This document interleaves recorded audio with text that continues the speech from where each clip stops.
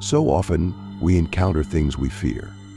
Maybe it's a burnt-out light bulb or an elevator that stops. Nonsense, we think, and forget about this trivial event. Trifles.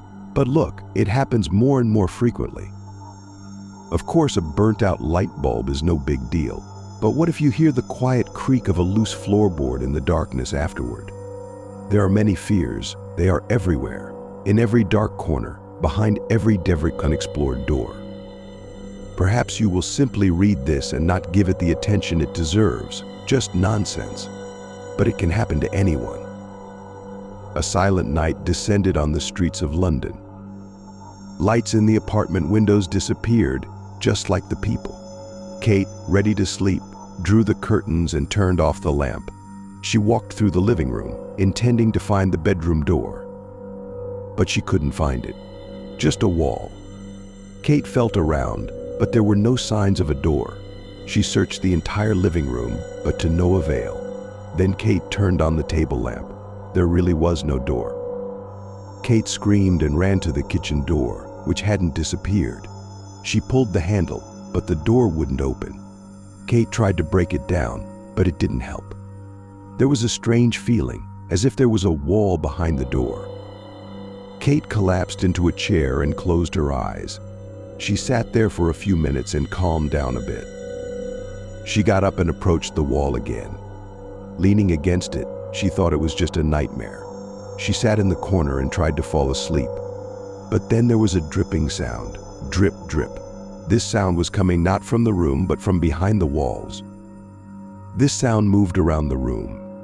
It went on for a long time. Kate sat in the corner in shock, hour after hour.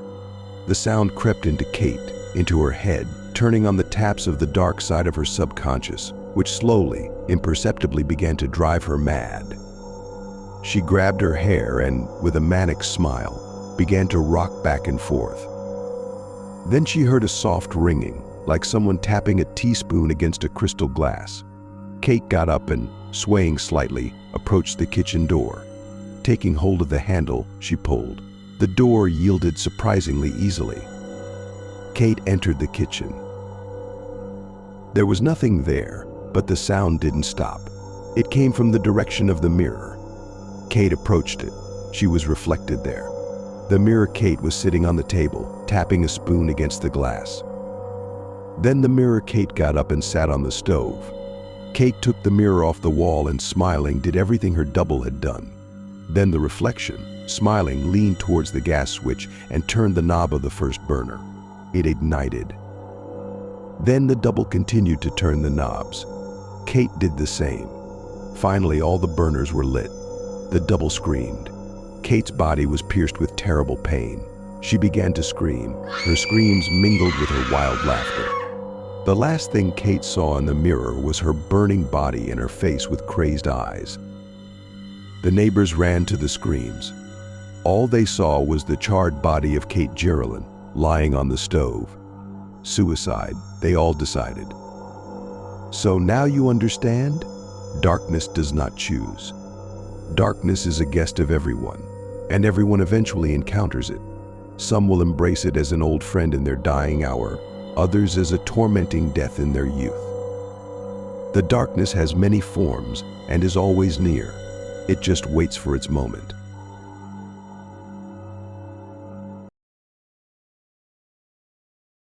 Once, when I was home alone, I decided to invite my friend over for the night. I called her, and we agreed that she would come over. Half an hour later, I heard a knock on the door and her voice saying, "Open up, I'm freezing." Her voice was shaking, and I immediately knew it was Emily, since she had been reluctant to come over because of the cold outside. I told her to wait, my hands were wet. The voice behind the door kept repeating, "I'm freezing," louder and louder each time. I thought she was teasing me, so I walked to the door slowly on purpose. Suddenly, my phone rang, and it was the same friend. I answered and said I was already coming, but she asked where I was going and apologized for not being able to come over. At that moment, I was already standing at the front door and almost opened it. I told her I'd call her back. She wouldn't believe me and would just laugh. I was alone. At that moment, I really wanted to look through the peephole but couldn't bring myself to do it. And the voice kept repeating, "I'm freezing."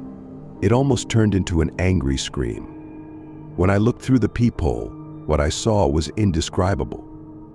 Such a creature couldn't physically imitate my friend's voice. It started breaking down the door. I jumped away from the door and pressed against the wall. Then suddenly it went silent. No sounds for about a minute, maybe a bit less. I gradually began to calm myself down when there was a faint scratching on the door. This sound intensified, amplified by my weak psyche, and echoed in my head as a scream. I was in such a panic that I couldn't even scream. My throat felt numb, and I almost fainted. I felt sick and fell, pressing against the wall, while from behind the door came a rough voice more fitting for the creature. "I'm cold. Let me in."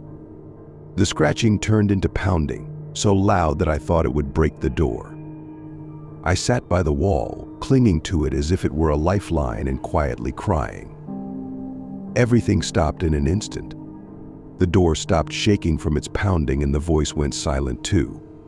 I sat by the wall for what seemed like a very long time, periodically crying. Then I remembered my phone. It had been in my hand the whole time, and saw an empty message from a hidden number. I stared at the blank screen, and millions of thoughts raced through my mind. My friend called. I jumped but still answered. And it turned out I could talk. Emily, in a casual voice, asked how I was doing and started telling me something.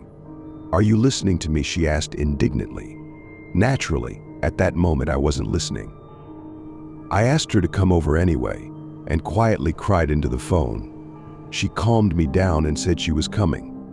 We talked the whole way until she got to my place, and I managed to calm down a bit and even stand up. We said goodbye on the phone when she entered my building. A minute later, I heard the doorbell. Thank goodness it wasn't a knock. I ran to the door to throw myself on her shoulder and finally break down in tears. But when I opened the door, there stood that same creature holding my dead friend in its arms.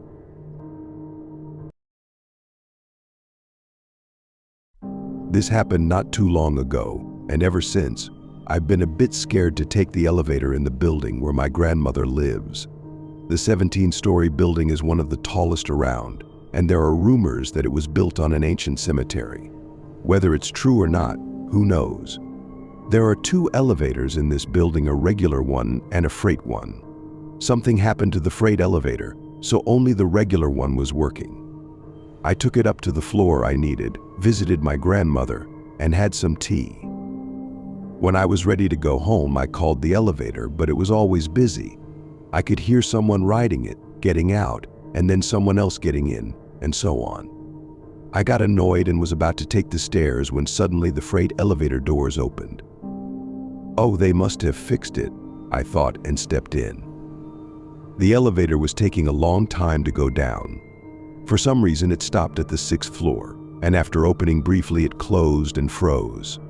No matter what buttons I pressed, it wouldn't move. I was stuck.